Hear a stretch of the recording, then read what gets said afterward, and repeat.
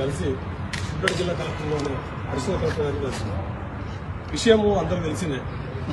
నూతన సంవత్సర నూతన ఆశలు నూతన ఆకాంక్షలను వదిలిపెట్టి పాత రోతలు సనాతన ధర్మం ముసుగులో ఇప్పటికీ ఇంకా కులం ఎక్కడిది, కులాల మధ్య అంతరాలు ఎక్కడివి అని మాట్లాడుతూ అనేక గొప్పలు చెప్పేటటువంటి గొప్పలు మాట్లాడుతున్నటువంటి కేంద్ర రాష్ట్ర ప్రభుత్వాలకి ఉన్నత విద్య, వైద్య విద్య అనేది మొత్తం విద్యా విధానంలోనే అత్యంత ఉన్నతమైనటువంటి విద్య.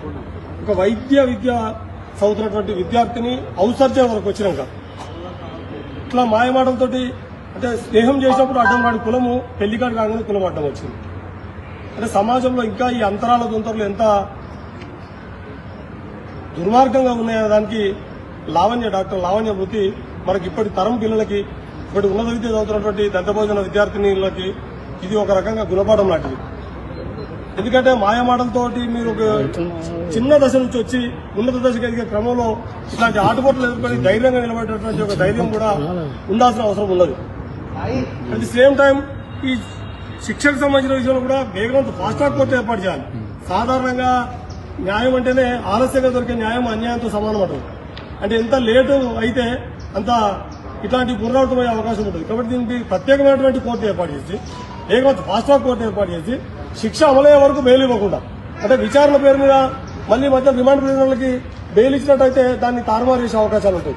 కాబట్టి మొత్తం విచారణ జరిగి శిక్షించే వరకు బెయిల్ నిరాకరించాలని, అదేవిధంగా వేగవంతంతో పాటు పరిహారానికి సంబంధించి కూడా నాన్సే ధోరణి కాకుండా ఆ కలెక్టర్ అంటే అక్కడ వాళ్ళు నివాసం అక్కడ కాబట్టి పునరావాసం అక్కడ ఇచ్చినా మిగతాకు సంబంధించి ఘటన ఇక్కడ జరిగింది కాబట్టి ఇక్కడ పరిహార నివాసం విషయంలో కూడా ఆలస్యం జరగదని వేగవంతం చేయాలని, అట్లే మందకృష్ణ మాదిగ గారి నాయకత్వంలో శంకరన్న ఇట్లా అందరూ వెళ్లి అక్కడ కుటుంబాన్ని కలిసిరు. ఇక్కడ కూడా మరింత వేగవంతం చేయడం కోసం అధికార యంత్రాంగం ఇక్కడ నుంచే చర్యలు తీసుకోవాలి. కాబట్టి వేగవంతం చేయడం కోసం ఇప్పుడు జాయింట్ కలెక్టర్ గారిని కలిసినాం. ఈ సందర్భంగా దళిత భోజన విద్యార్థులకి, విద్యార్థినులకి, మేధావులకి ఒక విజ్ఞప్తి చేస్తున్నాం.